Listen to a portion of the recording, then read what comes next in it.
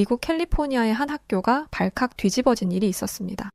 미국의 방송사와 언론들은 앞다투어 한국인들을 주목하기 시작했고, 미국인들은 숙연해지는 마음으로 한국인들을 향해 환호와 박수를 보내고 있는데요. 과연 이곳에서 무슨 일이 벌어졌던 것일까요? 저는 미국 캘리포니아에서 살고 있는 클로이리라고 합니다. 영어 이름은 클로이리, 한국 이름은 이정화예요. 왜 이름이 두 개가 있냐면 저는 한인 3세대이기 때문입니다. 저희 할머니, 할아버지는 1970년대에 미국으로 가셨어요. 아메리칸 드림이라고 해서 미국에서 새로운 터전을 닫기로 결심하신 거죠. 두 분은 정말 치열하게 미국에서 사셨다고 합니다. 아무것도 없는 미국 땅에서 작은 세탁소를 운영하며 2명의 아들과 1명의 딸을 키워내셨죠. 그 덕에 저희 아버지는 아주 넘치지는 않았지만 그래도 부족함 없이 대학까지 나오실 수 있었다고 합니다. 저는 돌아가신 우리 할아버지를 정말 존경했습니다. 할아버지처럼 성실하고 멋진 분을 지금까지 본 적이 없거든요. 또 제가 가장 존경하는 여자는 우리 할머니입니다.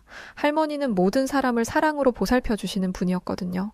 특히 두 분은 예의범절을 굉장히 중요하게 여기시는 분들이었기 때문에 저희 아버지를 비롯한 큰아버지와 고모님은 어딜 가도 나이스한 사람이라고 불리며 차별이 존재하는 미국 사회에서도 인정을 받으신 분들입니다.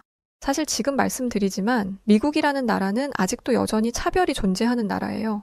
많이 좋아졌다고 하지만 여전히 차별은 있죠.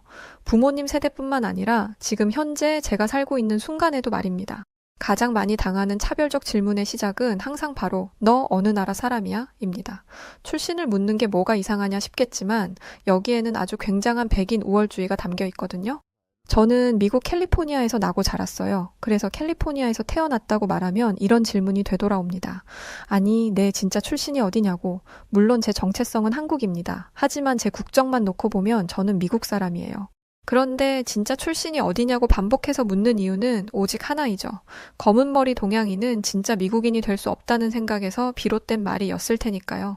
초등학교에 다닐 때는 이런 질문을 자주 받아보기는 했지만 그래도 다행히 중학교에 올라가면서부터 인종차별이 얼마나 심각한 것인지 교육받기 때문에 그 이후로는 이런 질문을 받아본 적이 없습니다. 왜냐면 미국에서도 은근히 인종차별적인 말을 하면 주변 사람들에게 엄청난 질타를 받거든요. 그런데 이탈리아계 미국인이었던 마르코는 인종차별이고 뭐고 늘 자기 마음대로 했습니다. 제가 영어로 발표할 때면 키득거리면서 제 영어 잘한다. 그렇지? 라고 말하고는 했죠. 검은 머리 동양인은 당연히 영어를 못할 거라는 마인드가 담긴 말이었습니다. 이런 말을 들으면 이렇게 대답하고 싶었어요. 이탈리아에서 온 너보다 내 영어가 더 유창하다는 건 모르나 보네? 라고 말이죠. 하지만 저는 워낙 소심한 성격을 가지고 있던 터라 마르코에게 이렇게 대꾸하는 게 정말 어려웠습니다. 그래서 속상한 마음에 혼자 화장실에서 운 적이 한 번이 아니에요. 한 번은 이런 적도 있었어요. 바로 제가 가장 존경하는 저희 할아버지를 비웃는 말을 했었죠. 한국인들은 얼마 전까지만 해도 쓰레기통 뒤져서 먹고 살았다던데 너네 할아버지도 그런 거 아니야? 그러니까 한국 버리고 미국까지 온 거 아니겠어? 과거에 한국이 힘들게 살았다는 건 저도 알고 있어요. 하지만 이런 과거가 믿기지 않을 정도로 발전했다는 건 제가 직접 제 눈으로 봤습니다. 그래서 이런 식의 비웃음은 참을 수 없었어요.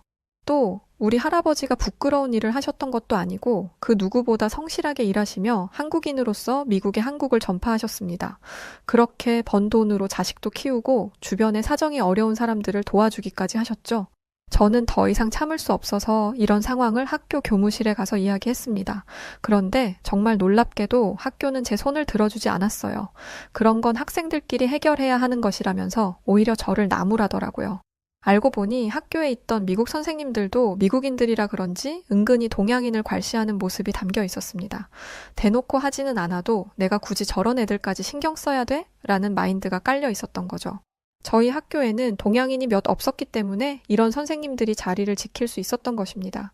선생님에게도 외면 당하자 저를 도와줄 사람이 없다고 생각하게 되었고 우울감이 들기 시작했어요. 얼마 안 되는 동양인 중에 카타르에서 왔던 학생이 학교 시험 문제로 부모님을 모셔오자 학교 생활에 불이익을 당했다는 이야기를 듣고 난 이후로는 부모님에게 말씀도 못 드리고 끙끙 앓았습니다. 그러던 어느 날이었어요. 제가 태어난 한국에서 유학생이 왔었습니다. 김예서라는 이름을 가진 키도 크고 예쁜 친구였죠. 예서는 영어에 능숙하지 않았습니다. 솔직히 영어가 잘 안 되면 기가 죽을 법도 한데 예서는 안 그랬어요. 손짓과 발짓 다 써가며 자신의 생각을 표현하는데 전혀 거리낌이 없었죠. 가끔은 친구들에게 내 말이 이해가 안 돼? 그러면 네가 직접 한국어를 찾아봐라고 말하기도 했습니다. 무조건 영어로 이야기해야 한다는 생각을 깨부수는 생각이었죠.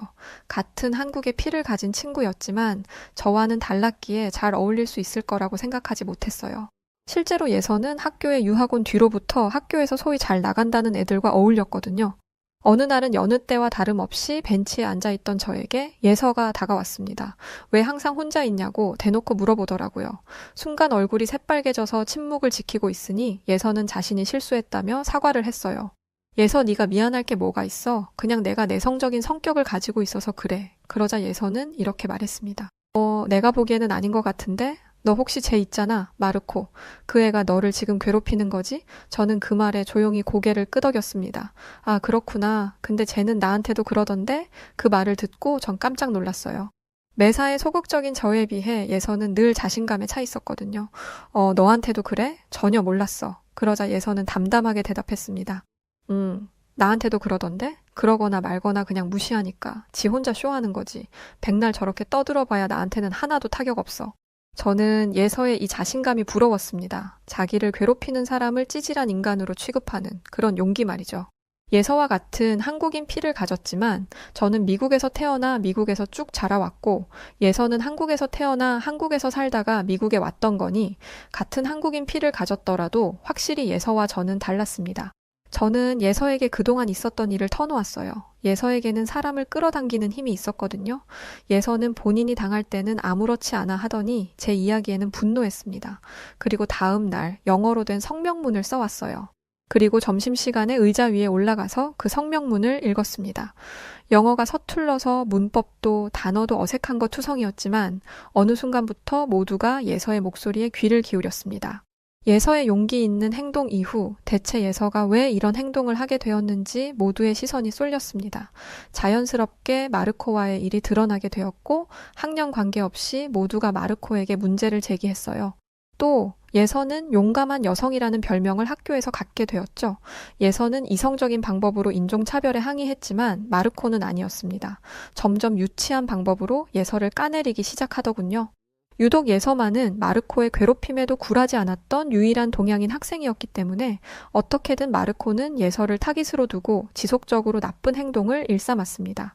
여자아이인 예서가 외모에 굉장히 예민할 거라고 생각했는지 외모를 까내리는 말을 많이 했습니다. 영어도 못하고 눈도 쭉 찢어진 애가 우리 학교에 왜 있는 거야. 하지만 학생들은 마르코의 얘기에 반응하지 않았어요. 그럴 만도 한 게 예서는 피부도 투명하고 청결했어요. 외모도 예뻤습니다. 머리도 일주일에 한 번씩 감는 미국 애들과는 다르게 매일같이 머리도 감고 늘 좋은 향기가 났죠. 그에 반해 마르코는 한 달에 한 번 머리를 감으면 다행이라고 할 정도예요. 믿기 어려우시죠? 가끔 이탈리아 남자들 사진 보면 머리를 올백으로 넘긴 걸 볼 수 있는데 사실 그거 왁스가 아니라 머리 기름입니다. 저도 알고 싶지 않았어요. 여하튼 마르코는 예서의 눈에 쌍꺼풀이 없다는 것도 놀림거리로 삼았습니다. 그런데 쌍꺼풀이 있는 마르코의 눈보다 예서의 눈이 초롱초롱하니 예뻤어요.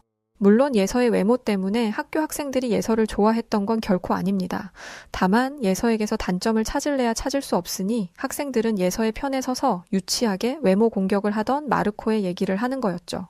그러던 어느 날 굉장히 학교에 충격적인 일이 벌어지는 사건이 있었습니다. 바로 예서가 정학 처리를 받아버리게 되는 믿기 힘든 일이 벌어지고야 말았던 것이죠. 시간이 지나면 지날수록 학교에서 학생들 사이에서 인종차별을 일삼는 마르코를 싫어하는 학생들이 늘어나기 시작했었어요. 그 때문에 마르코는 결국 자신의 부모님을 대동해서 학교로 찾아왔던 적이 있습니다.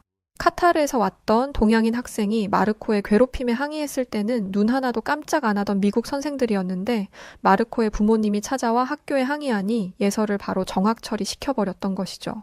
마르코 집이 잘 사는 편이라 하더니 무슨 수를 쓴 것 같았어요. 만약 다른 학생들이라면 마찬가지로 부모님을 모시고 와서 마르코의 부모님과 싸워줬겠지만 예서는 보호자 없이 홀로 미국에 유학을 온 학생이었습니다. 예서 입장에서도 할 수 있는 게 없었어요. 예서의 정학 처분에 학교에 있던 학생들도 잘못된 것이라며 분노했지만 선생님들의 파워가 워낙 센 사립학교였던지라 어찌할 수 있는 방법이 없었습니다. 아마 이 시기가 미국에서 뉴스를 통해 보도된 한 사건을 통해 인종차별, 특히 한국인을 대상으로 한 차별이 사회 문제로 대두되던 시기이기도 했었어요.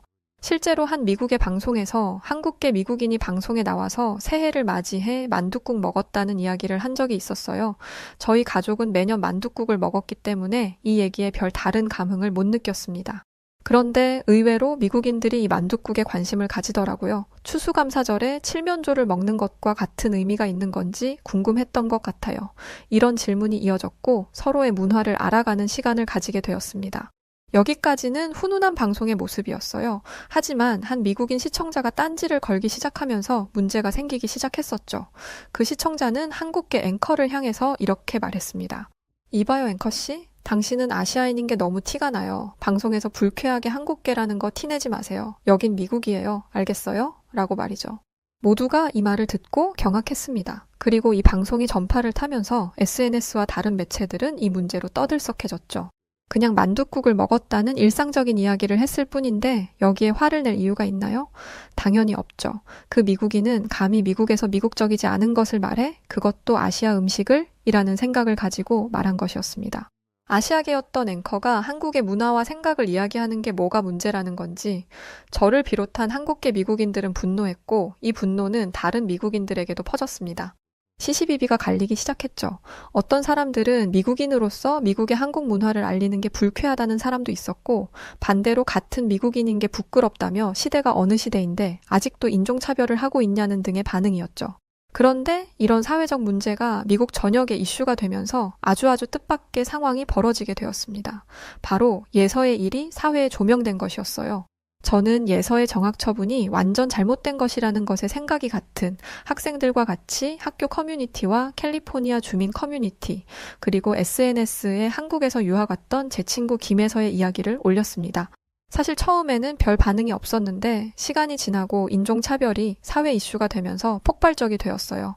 특히 한인회에서는 더 난리가 났습니다. 왜 이 사실을 아직도 우리가 몰랐냐면서 속상해 하셨죠. 특히 저희 부모님은 왜 이런 일이 있었는데 말하지 않았냐며 그 한국 유학생은 어찌 된 거냐며 속상해 하시면서 저를 꾸짖으셨습니다. 사실 저는 바쁜 부모님을 귀찮게 하고 싶지 않았고 카타르 학생이 부모님과 함께 항의를 하자 학교에서 쫓겨난 사건이 기억나서 차마 말하지 못했다고 말씀드렸어요. 부모님은 이 얘기를 듣고 더 화를 내셨습니다. 동양인 학생에게 있었던 일도 말이 안 되는 것이라면서요. 부모님을 비롯한 한인회에서 학교 측에 항의를 했음에도 학교는 눈을 가리고 귀를 막고 있었습니다. 특히 학생들을 가장 악질적으로 괴롭혔던 마르코에 대한 확실한 징계를 원한다는 말에는 과민하다 싶을 정도로 반응했죠. 마르코 부모님이 주기적으로 교장 선생님을 만난다더니 그게 확신으로 변하는 순간이었습니다. 학교는 들은 채도 하지 않았어요. 아무리 항의를 해도 소용이 없었어요. 그래서 저는 한인회 분들이 여기서 멈추실 거라고 생각했습니다. 솔직히 다들 생업이 있으시고 이렇게 한다고 뭐가 달라지겠어요. 그런데 한인회는 제 생각보다 더 끈끈했습니다. 같은 뿌리에서 비롯된 한민족의 얼과 우리는 피를 나눈 형제라는 그 마음이 한인회를 더 똘똘 뭉치게 만들어주었죠.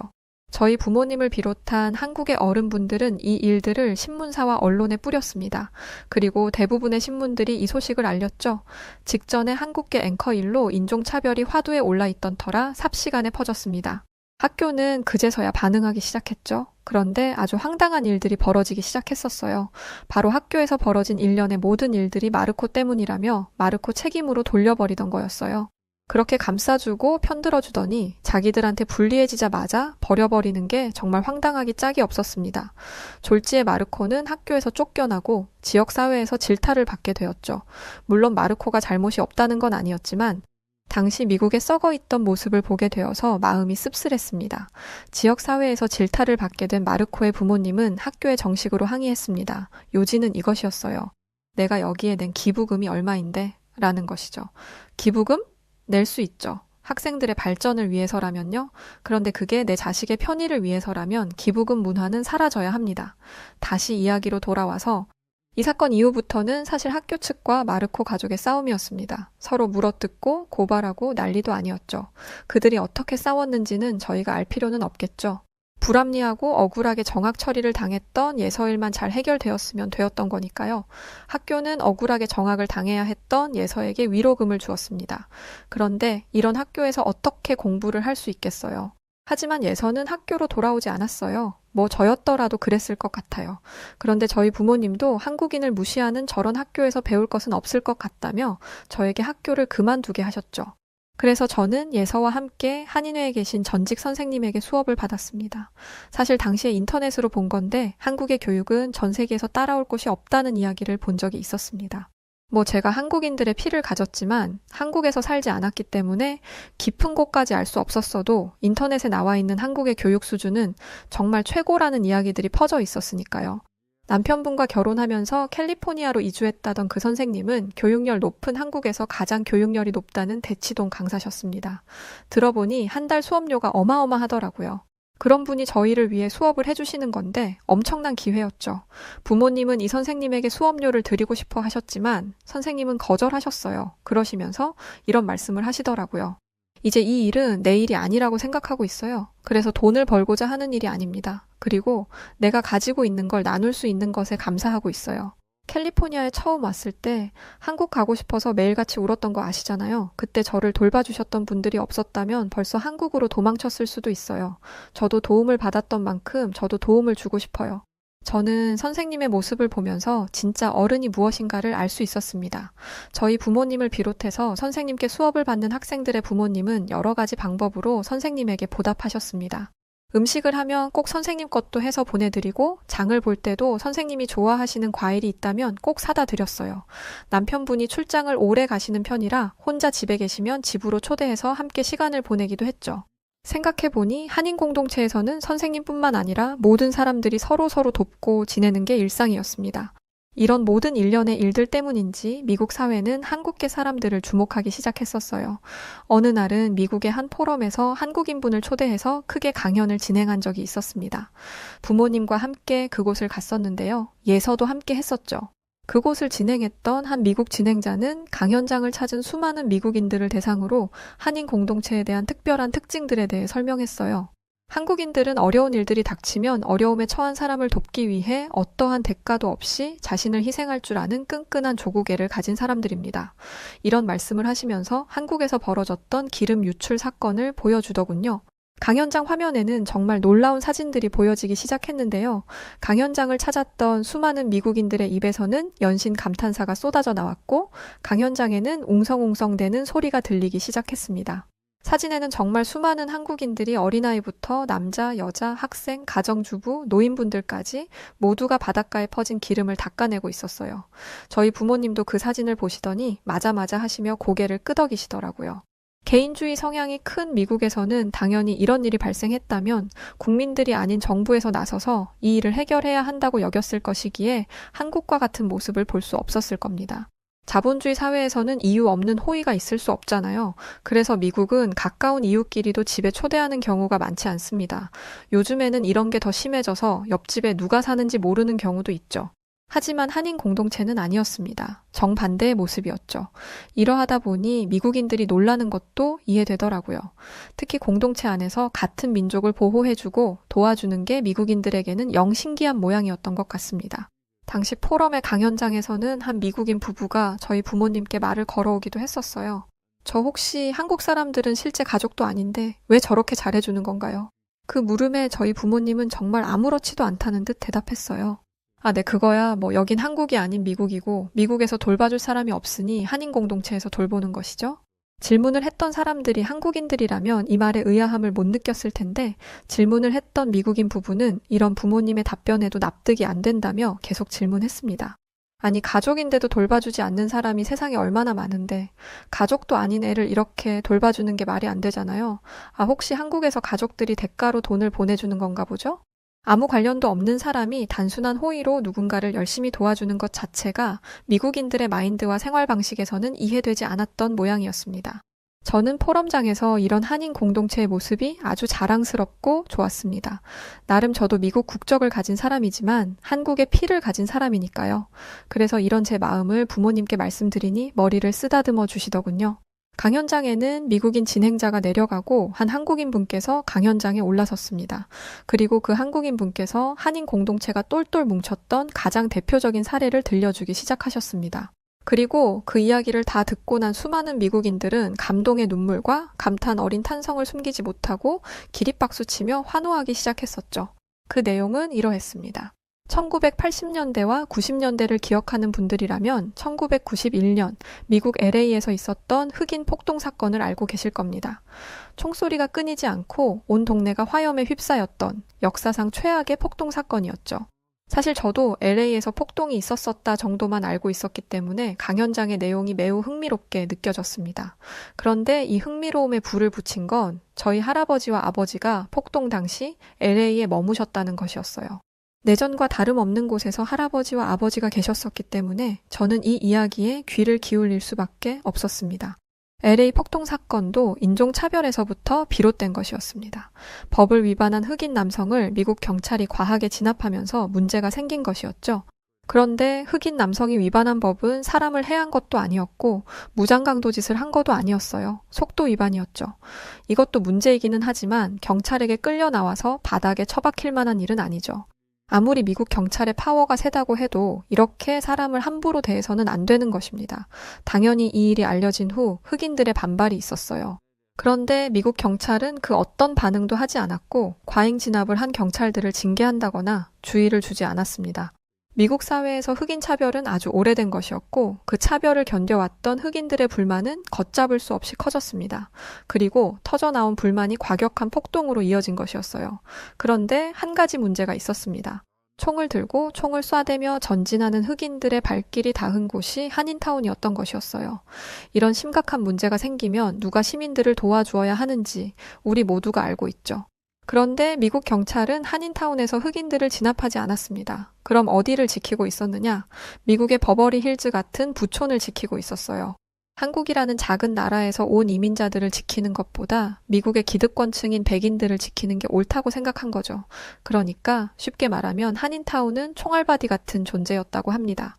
미국은 총기가 합법이잖아요. 흑인들은 무장한 상태로 총을 들고 거리로 나왔습니다. 가는 곳곳마다 불을 지르고 아무데나 총을 쏴댔죠. 이걸 바로 한인타운에서 하고 있는데 그 누구도 도와주지 않았다 보니 한인타운은 당시에 쑥대밭이 되고 있었다고 했습니다. 아메리칸 드림을 꿈꾸고 먼 나라 미국까지 와서 삶의 터전을 일구었던 한국의 할머니, 할아버지, 아버지, 어머니들은 땅에 주저앉아 이것만큼은 안 된다고 흑인들의 바짓가랑이를 붙잡고 오열하기도 하셨다네요. 폭동이 과격해지자 이것마저도 못하셨지만요. 피땀 흘려 기초부터 다졌던 마트, 식당, 세탁소 등 한인들은 하나라도 건지려고 목숨을 걸고 총알이 쏟아지는 곳으로 달려나가기까지 했다고 합니다. 생지옥이 따로 없었다는 거죠. 이런 상황에서도 도와주는 곳 하나 없었으니 당시 많은 미국인들은 한국인들이 꼼짝없이 한인타운에서 끔찍한 최후를 맞이했을 거라고 여겼다고 합니다. 그런데 한인분들은 미국인들 생각보다 훨씬 강인한 분들이었습니다. 한인타운에 계셨던 분들은 사건이 터지자마자 자경단을 조직했고 그 중에는 군대 장교 출신이었던 분도 계셨는데 폭도들이 다다르자마자 지도를 펴놓고는 사람들을 각 자리에 배치시켰다고 합니다. 흑인 폭도들과 한인타운의 어른들은 본질적으로 큰 차이를 가지고 있었다고 해요. 바로 흑인들은 전문적인 군사훈련을 받지 않았지만 한인타운의 한국인들은 전문적인 군사훈련을 받은 분들이라는 것이었죠. 제가 알아보니 1977년 전에는 의무복무 기간이 무려 46개월이나 되었고 이후에는 줄었다고 하지만 그것도 무려 33개월이었다고 하더라고요. 이렇게 긴 시간 동안 전문적인 군사훈련을 받은 분들을 민간인과 다름없는 흑인들이 어떻게 이길 수 있었겠어요? 당연히 꼼짝 못하죠. 흑인들은 아무데나 총을 쏘는 반면 한인 자경대원들은 정확한 위치에 경고 사격만 했다고 합니다. 폭동이 시작되자마자 순식간에 고지를 점령해서 가까이 오는 흑인들 발치에 총을 쏘는 거죠. 이후로 미국인들의 인식에는 한국인들은 전부 스나이프다라는 게 깊게 자리 잡게 되었다고 합니다. 강연장은 한국인들이 자신들의 국가인 미국 안에서 얼마나 모진 경험과 많은 어려움들을 겪어야 했었는지 이야기를 통해 알게 되었고 이내 많은 미국인들은 부끄러움과 죄책감에 박수를 치며 환호했습니다. 저야 사실 한국 피를 가졌지만 솔직히 잘 몰랐습니다.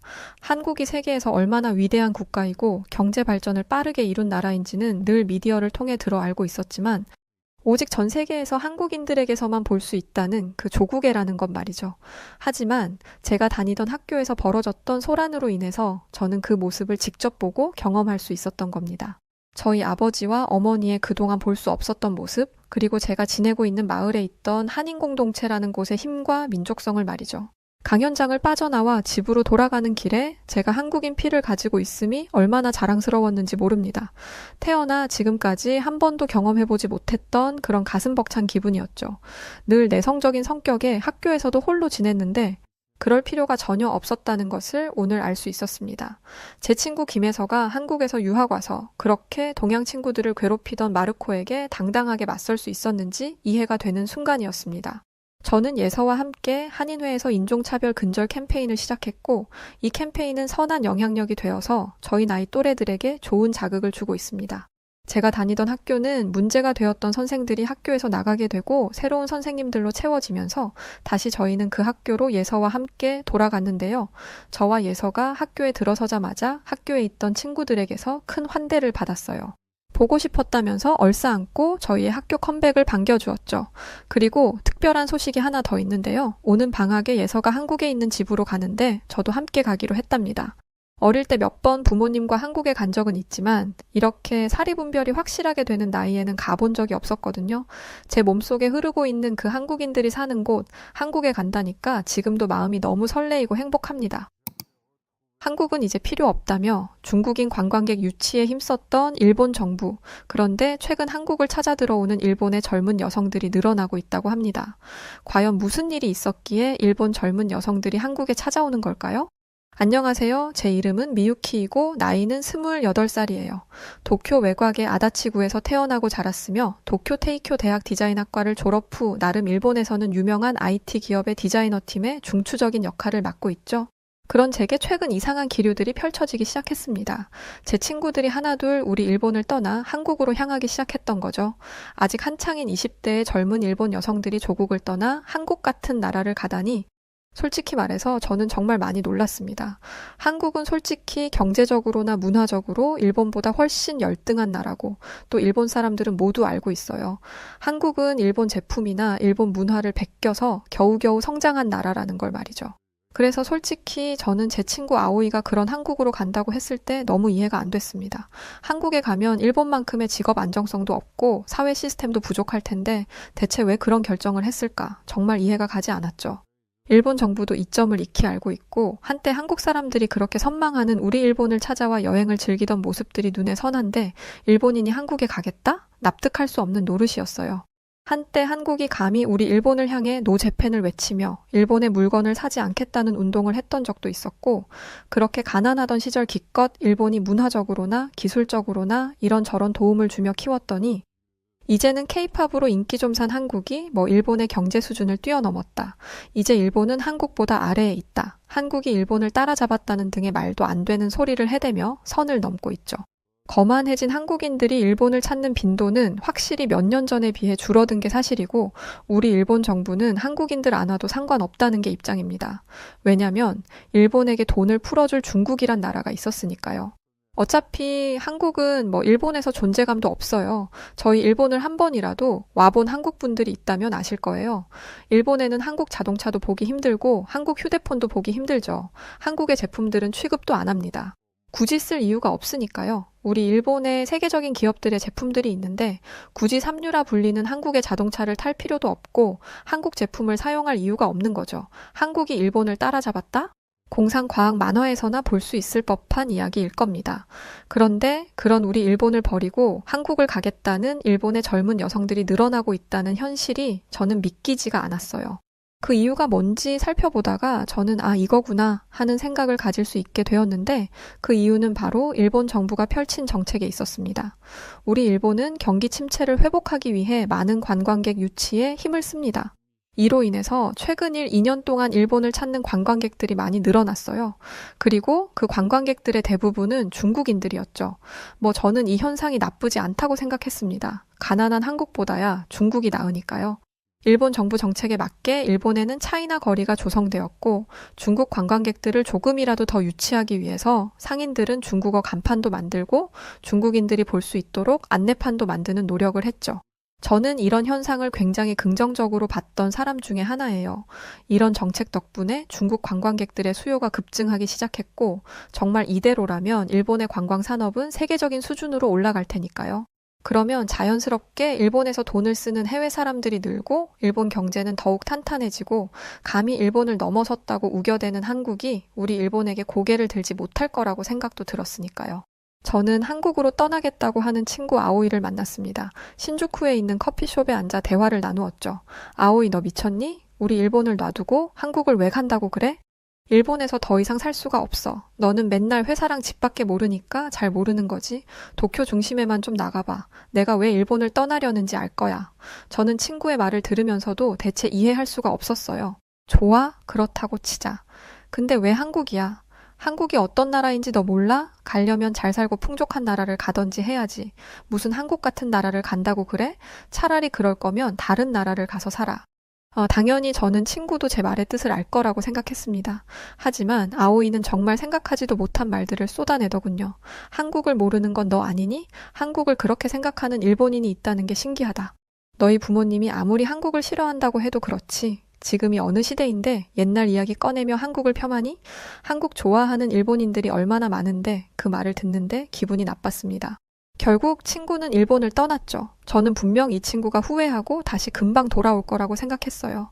그런데 뭔가 이상하게 돌아가기 시작했어요. 일본에서 발생하지 않았던 일들이 벌어지기 시작한 거죠. 저는 회사의 새로운 프로젝트를 위해서 일본의 중심이라는 도쿄 본사로 발령받아 거주지를 회사 근처로 옮겼습니다. 그런데 도쿄에 도착한 뒤로 중국인 관광객들이 엄청나게 많이 늘었다는 것을 알 수 있었어요. 도쿄 거리 곳곳에서는 낯선 중국어가 끊임없이 들려왔고 타인에게 피해를 주지 않는 문화와 떠드는 것을 기피하는 우리 일본의 문화 속에 중국인들의 고성과 행패는 말도 못할 정도였습니다.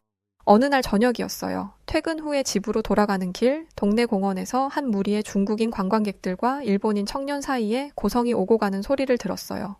관광객들은 일본인 청년이 앉은 공원 벤치에 발을 올려놓고 중국말로 뭐라 시끄럽게 떠들며 웃고 있었고 일본인 청년은 그들에게 자리를 옮겨달라고 정중한 태도로 요청하고 있더군요.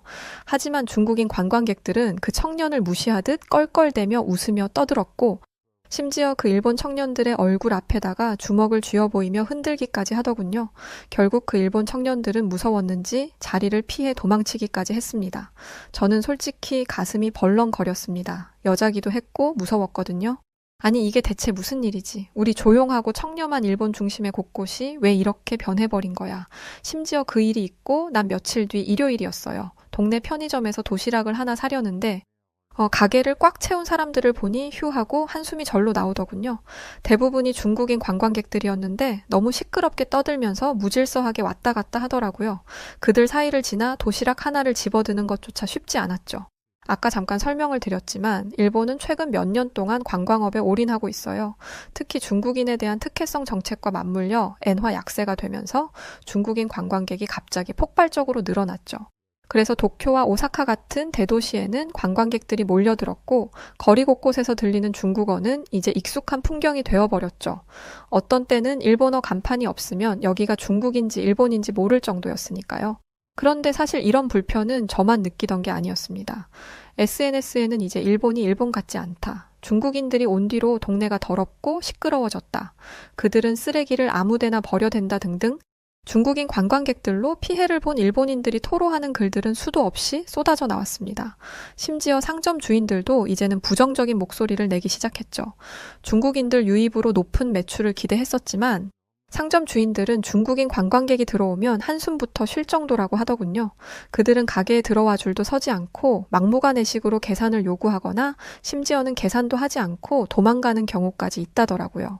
그러던 어느 날이었죠. 전철역 근처 좁은 인도에서 한 중국인 관광객이 대형 캐리어를 인도 한가운데에 둔 채로 여자친구로 보이는 중국 여자랑 사진을 찍고 있었어요. 캐리어 때문에 길을 오가는 사람들이 불편을 겪었죠. 하지만 다른 일본 사람들은 그걸 말도 못하고 애써 그 상황을 외면하며 지나가기 바빴습니다.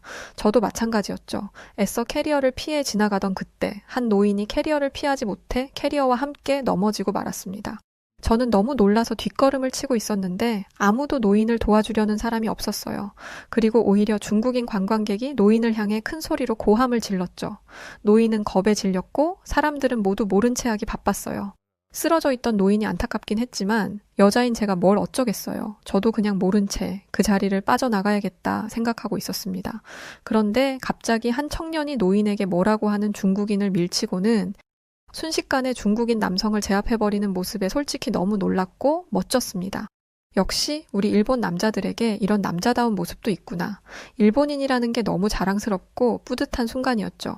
계속해서 발광하려는 중국인을 제압한 그는 멀뚱히 현장을 지켜보던 저에게 다가와 정말 뜻밖의 말을 꺼냈습니다. 혹시 경찰 전화번호가 몇 번이죠? 아니 이게 무슨 소린가 싶었어요. 일본인이 일본의 경찰 전화번호를 모른다는 게 말이 안 되었으니까요. 저는 그때 알았습니다. 그 청년은 일본인이 아니라는 것을 말이죠. 그래서 제가 다시 물었죠. 일본 사람 아니냐고요? 그러니 그는 자신은 한국인인데 지금 여행 중이라고 하더군요. 한국인. 내가 그토록 욕되이 하던 한국인이라고? 솔직히 좀 의아했습니다. 일본인도 아닌 한국인이 남의 나라에서 자기 일도 아닌 일에 이렇게 온 몸을 던져서 나선다고? 이게 말이 돼? 이런 생각이 들었죠. 상황이 정리되었을 무렵에 저는 저보다 나이도 좀 어린 것 같아서 용기를 내어 솔직히 물어보았어요. 어떻게 남의 나라에서 자기 일도 아닌데 그렇게 할 수 있냐고요. 그랬더니 그 청년은 서툰 일본어와 영어를 섞어서 이렇게 대답했어요. 어느 나라인지가 중요한가요? 그냥 눈앞에서 잘못된 일이 벌어지면 그냥 지나치면 안 되죠. 저는 그냥 어릴 때부터 그렇게 배웠어요. 특히 저분은 노인이신데 노인에게 저렇게 하는데 어떻게 그냥 지나칠 수가 있겠어요. 그날 집으로 돌아오면서 온갖 생각이 들었습니다. 그러고 보니 갑자기 예전에 시노쿠보 역에서 있었던 일이 연상이 되었어요. 선로에 추락한 취객을 구하기 위하여 뛰어든 한국인 유학생 이야기 말이죠. 그 청년은 시노쿠보 역의 영웅으로 지금까지 추모되고 있다죠. 저도 그 이야기를 대충 알고는 있었지만 별 감정이 없었는데 이 청년도 그 청년처럼 좀 특이한 사람인가? 이런 생각이 들더군요. 한국처럼 수준이 낮은 나라에서 저런 수준 높은 사람도 나올 수 있구나. 정말 진흙탕에서 연꽃이 자란다더니 정말 그런 일도 있구나 싶었죠. 한국은 역사와 관련해서 피해자 코스프레를 하면서 생떼를 쓰는 걸로 유명한 나라잖아요. 솔직히 한국을 조금 다시 생각하는 계기가 되었던 사건이기도 했습니다. 그건 그렇고 중국인 관광객으로 인한 지역의 몸살은 나아질 기미가 없었어요. 아니 나아지기는커녕 갈수록 태산이 되어가고 있었죠. 이로 인해 저의 도쿄에서의 일상도 완전히 달라져 버렸습니다. 예전에는 퇴근 후에 친구를 만나 가벼운 저녁 식사를 하면서 수다를 떨거나 동네 카페에서 커피를 마시면서 책을 읽는 작지만 소중한 일상이 있었거든요. 하지만 이제 그런 평화로움은 언제 그랬냐는 듯이 사라져 버렸어요. 전혀 다른 동네가 되어버린 거죠.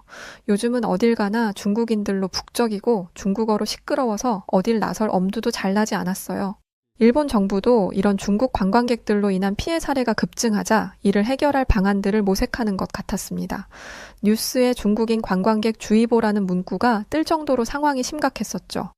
뉴스에서는 중국인들이 촬영이 금지된 신사나 절 내부에 들어가 무단으로 촬영하는 모습들과 들어가면 안 되는 신성한 장소에서 상의 벗고 낮잠을 자거나 관광지나 공원에서 수십 명이 단체로 음식을 먹고는 그대로 버리고 가는 건 물론 심지어 음식 찌꺼기들을 벤치에 쏟아놓고 가기도 했고 또 택시 요금이 많이 나왔다고 돈을 다 안 주고 일부만 던져주고 도망가는 경우도 나왔습니다.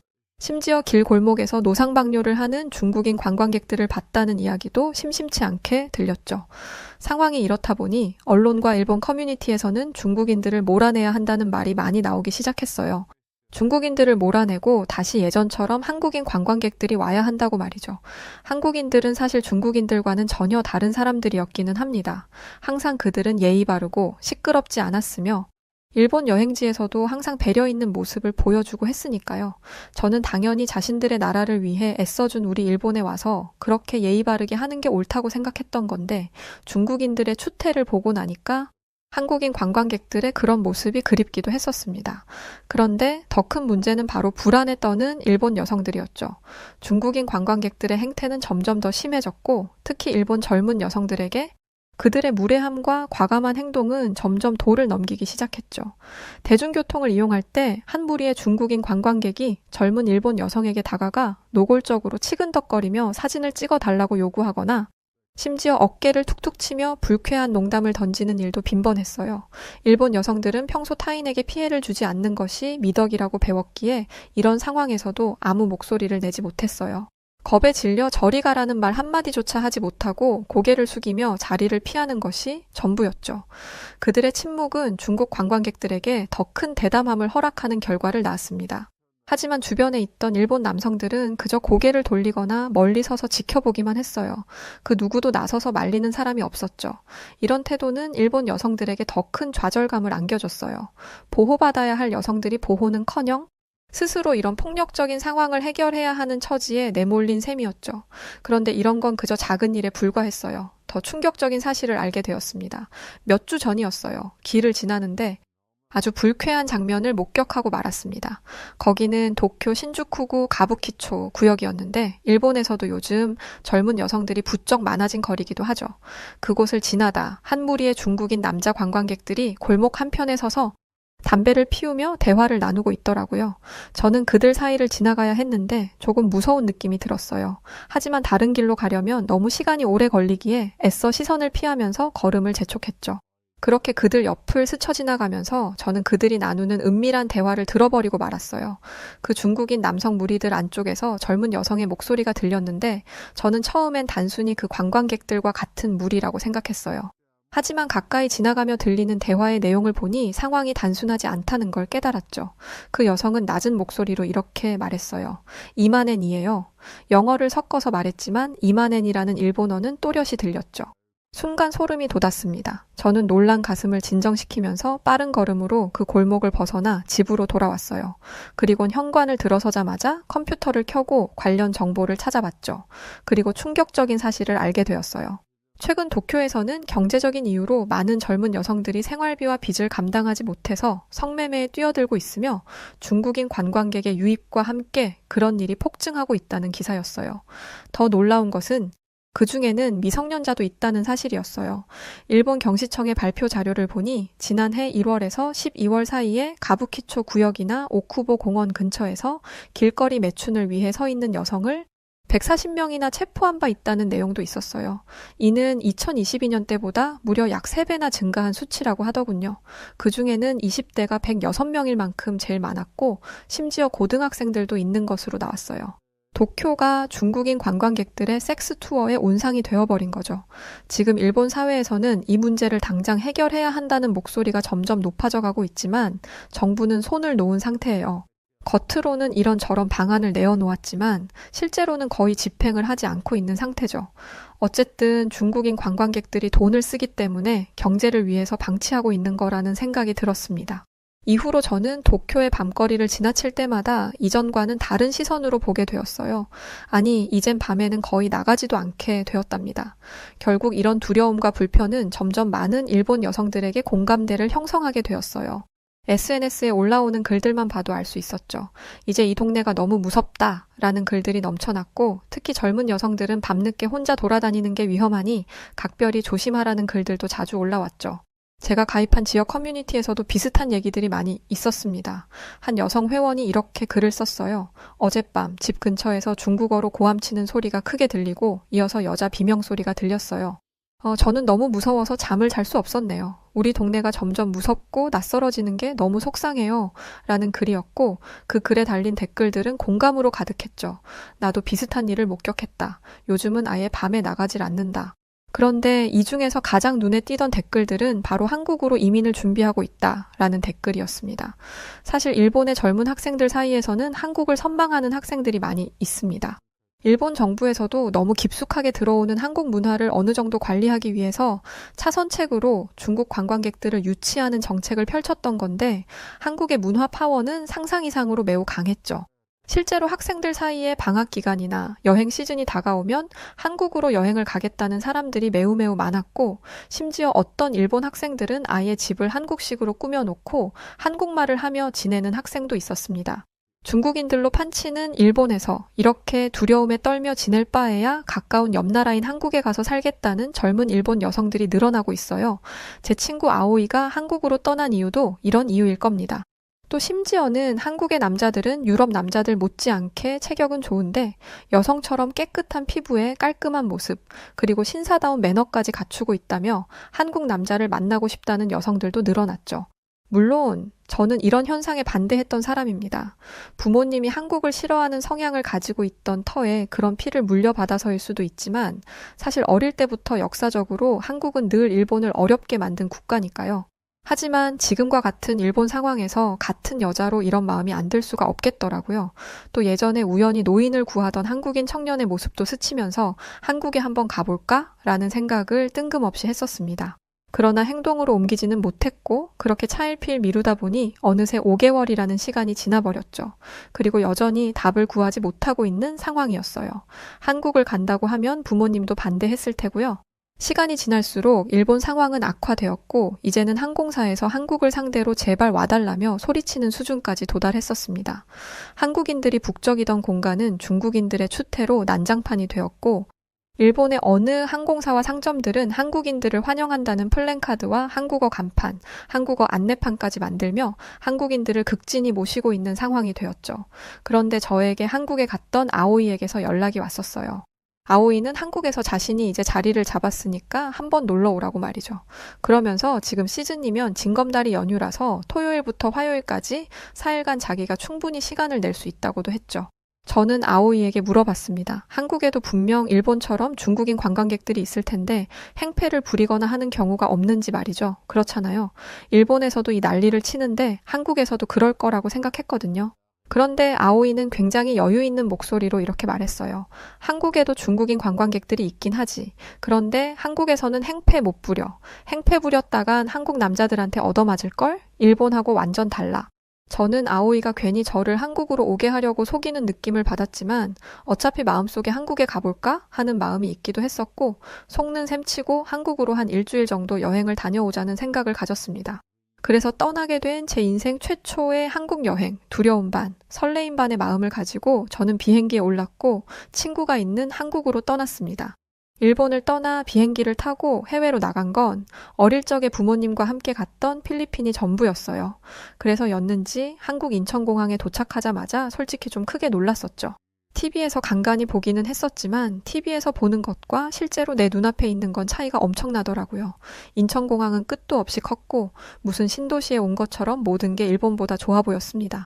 또한 한국의 서울은 놀라울 만큼 깨끗하고 안전했고 지하철 노선을 잘 몰라서 헤매던 저에게 기꺼이 친절을 베풀어 주시던 수많은 한국 사람들이 있었죠. 여자 혼자서 밤 늦게 거리를 걷는 것도 전혀 이상할 것이 없었어요. 일본도 사실 도쿄에 중국인들이 점령하기 이전에는 세계적으로 안전한 나라로 인정받는 나라였는데 한국은 그때 당시에 우리 일본보다 한참 더 한수위라는 생각이 들었습니다. 공항에서부터 제가 지냈던 호텔, 그리고 제가 한국의 도심을 걸으며 경험했던 모든 일들은 저를 호기심으로 가득 차게 만들었고 한국의 음악과 한국의 연예인들, 한국 도심에서 바삐 움직이는 사람들, 중국인들처럼 추하지 않았고 일본인들처럼 소심하지 않았으며 한국인들은 적정한 선에서 옳고 그름을 가진 모습을 보여주고 있었어요. 더더욱 놀란 건 한국인 남성들의 체격입니다. 일본 남자들보다 머리 하나는 더 큰 것 같았죠. 하얀 피부를 가진 한국의 남성들은 모두 훈남인 것처럼 보였어요. 괜히 질투가 좀 나기도 했습니다. 일본보다는 좀 더 후질 거라고 생각했는데 그러지 않았으니까요. 저는 아오이와 함께 한국에서 좋은 시간들을 보냈어요. 그리고 친구 연휴가 끝난 수요일 아침, 친구는 회사에 갔었고 저는 친구의 집에서 TV를 보며 시간을 보내고 있었죠. 그런데 갑자기 배가 너무 아팠던 거예요. 처음엔 그냥 피곤해서 그런가 보다 했었는데 통증은 가시질 않았고 몸을 웅크린 채로 너무 아파 친구에게 전화를 걸었습니다. 친구는 집과 가까운 곳에 병원이 있으니 가보라고 말해주었죠. 하지만 말도 잘 안 통하는데 잘 찾아갈 수 있을지도 걱정이었어요. 하지만 선택의 여지가 없었죠. 결국 저는 혼자 병원을 찾아가 보기로 결심했어요. 친구가 불러준 택시를 타고 병원에 도착했는데 생각보다 일이 너무 쉽게 풀려버리더군요. 접수 데스크 직원이 제가 일본인이라는 걸 알자 바로 일본어를 할 줄 아는 직원을 불러주었고 그리고 진료실에 들어가자 의사 선생님은 세심하게 저의 증상을 살펴봐 주셨죠. 필요한 검사를 받는 동안 간호사님도 계속 제 옆에서 세심하게 도와주셨어요. 그런데 정말 저를 놀라게 했던 일이 병원에서 있었습니다. 바로 진료비와 약값이 일본에 비해서 5분의 1도 안 될 정도로 저렴하다는 거였어요. 제가 있던 병원은 동네에 있는 작은 병원이었지만 분명 제가 일본에서 갔던 병원보다 시설이 훨씬 더 좋아 보였고 시스템도 훌륭하다고 생각해 병원비가 비쌀 거라고 생각했었거든요. 일본에서는 병원비가 비싸서 정말 아픈 사람들도 웬만해서는 병원에 가지 않으려고 하거든요.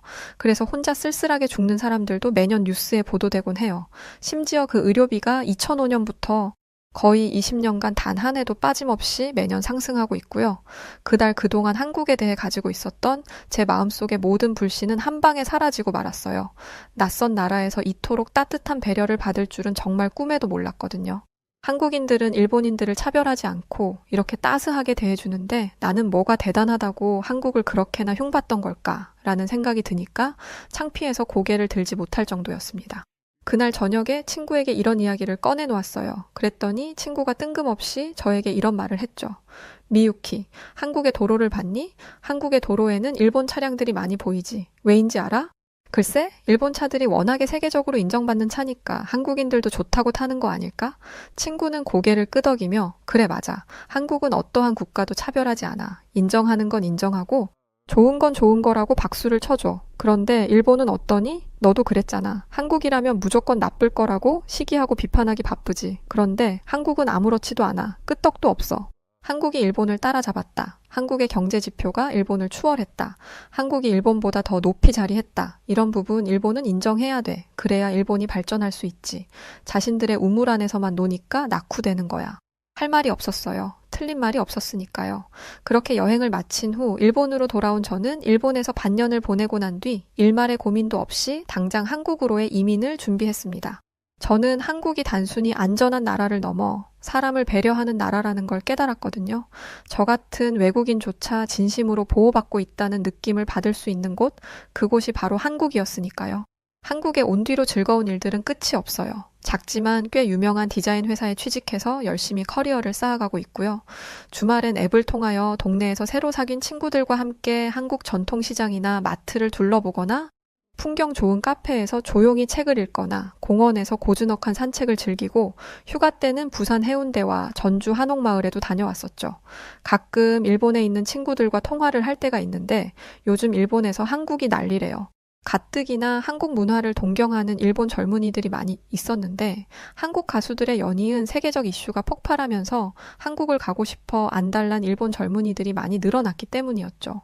로제의 아파트라는 노래가 전 세계 음악 차트를 휘어잡았던 것도 그렇고 또 소말리라는 미국인이 일본에서 행패를 부렸을 때 일본 남자들이 나서지도 못하고 그대로 보고만 있었는데 그 미국인이 한국에서도 행패 부렸다가 한국 남자들한테 참교육 받으며 두들겨 맞는 모습들을 보면서 일본 젊은 여성들은 거의 한국 남자들을 더 좋아하게 된 것 같다고 들었어요.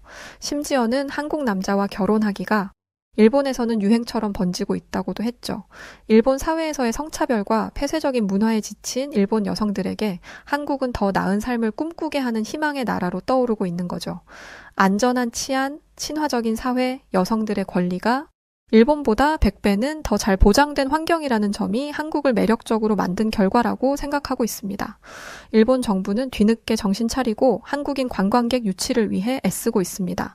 다양한 캠페인과 선심성 정책들을 내놓고 있기는 한데 이미 돌아선 한국인들의 마음은 크게 움직이지 않고 있어요. 그 한국인들의 배짱에 일본 정부는 속수무책으로 당하고 있는 상태죠. 일본의 젊은 세대가 열광하는 국가, 전 세계가 주목하는 국가, 저는 지금 한국에서 아주 행복한 시간들을 보내고 있지만 늘 마음으로 지난날의 저의 생각에 반성하는 마음을 가지고 있습니다. 한국으로의 이민은 그동안 제가 내린 결정 중 가장 두려운 결정이었지만 제가 얻은 축복 중 가장 큰 축복이 되었답니다. 네, 오늘 사연은 여기까지입니다. 일본에서도 중국인 관광객들로 피해가 크군요. 몰랐습니다. 그래서 한국에 많이들 오시는 거였군요. 실제로 홍대 가보면 일본인들이 굉장히 많던데 말이죠. 자, 여하튼 오늘 사연 어떻게 들으셨나요? 요즘 날이 많이 추운데 우리 구독자 여러분들 건강관리 잘 하시고요. 저는 다른 사연으로 다시 찾아뵐게요. 사연을 전해드렸던 여우튜브 송은지였습니다. 영상 끝까지 시청해주셔서 감사드리고요. 우리 구독자 여러분들 언제나 고맙고 늘 사랑합니다. 감사합니다. 당신만의 유튜브